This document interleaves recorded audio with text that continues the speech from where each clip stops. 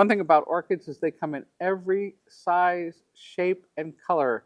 And there's only one continent where they don't grow naturally, and that's, of course, Antarctica. That's Tina Baylog. She's the show chairman of the Cape and Islands Orchid Society. And this weekend, the Society's 37th annual Orchid Show comes to Hyannis. This year, the theme is Orchids at Play. And as you can see, you could interpret Orchids at Play as many different things. Behind us is the Orchid Society, our local Orchid Society's display, and we've created an orchid playground for you. We have a merry-go-round that's full of what we call the big lip Phalaenopsis, which is the newest and greatest thing in Phalaenopsis breeding.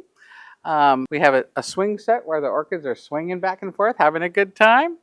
We have a little pool that we've created where some slipper orchids are floating around and having a good pool day. So it's a breath of fresh air and a little bit of laughter because, we can all think about playing, orchids at play. Orchids boast more than 25,000 varieties. The lure of these plants both created centuries of obsession and built today's communities of passionate hobbyists. In Asia, Central Asia, they've been using them, back into the Ming Dynasty. You see them in pictures and images, and I'm sure even farther back than that, they've cultivated them. And because that's where a lot of the really showy orchids naturally, I think, caught people's attention.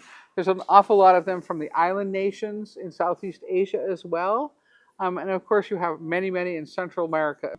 In the 1850s, 1820s, they were the first people that started to do explorations into or have the money to collect orchids in the Victorian England. Was a very big deal. During the Victorian era and the Edwardian era, they spent a lot of money trying to outdo each other with having these huge greenhouses. The plants would be, put into a ship and literally shipped back, and they were months and months and months in transit. And nobody had any idea how to grow these things. The craziness that was surrounded orchids and how important it was in these men's lives. It was quite fascinating, much like, tulip mania was in the Netherlands. People kind of went bonkers over some of this. A love affair with orchids continues. Dozens upon dozens of orchid societies, including at least 6 in New England alone, meet routinely, swapping plants and propagation tips, endlessly fascinated by this plant of many forms. Orchids are kind of one of those interesting plants. It's an incredibly diverse plant group. I've been growing them for well over 40 years now, and I can tell you that there's always something new I have never seen before. I mean, look at this. Would you think that's an orchid? No. It looks like, that's a wild looking thing. And the same with this. The names of many orchids are extremely long. And so that's what the first few letters are basically the particular kind of orchid. So it would be MPS, would be Miltoniopsis, and it's a type of Oncididae. Some orchids are very persnickety, but one of the great things that you find with plants in general is that this thing that they call hybrid vigor, and it's in all plants. So many times when you create a new hybrid, it's more vigorous than the species was. And so it's easier to grow with bigger flowers, more robust. One of the things that they've done with Phalaenopsis is make them smaller, easier for a windowsill grower. So they made them more compact, branching, and more floriferous. This is a real miniature, and it's called Peloric. You can take a look and you see the little ruffly here. Very different. But this is a whole thing that they've been almost teacup-sized plants. And this is probably one of the more interesting plants in that, again, it's grown like a terrestrial.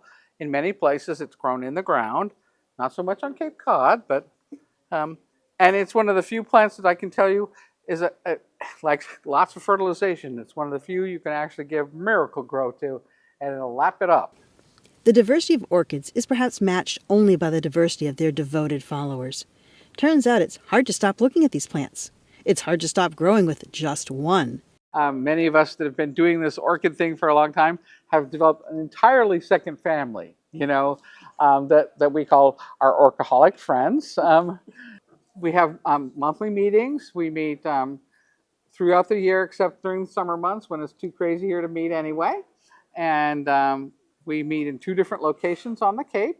We meet in Yarmouth at St. David's Church in South Yarmouth, and then we meet at the Cape Cod Fairgrounds. So it really is a fascinating hobby, and you can get as far into it as you want, or just be a once a month kind of interesting show and tell kind of thing. You know, I I love the plants, but all the people that I've met that are involved with it are actually what make my life richer in the end.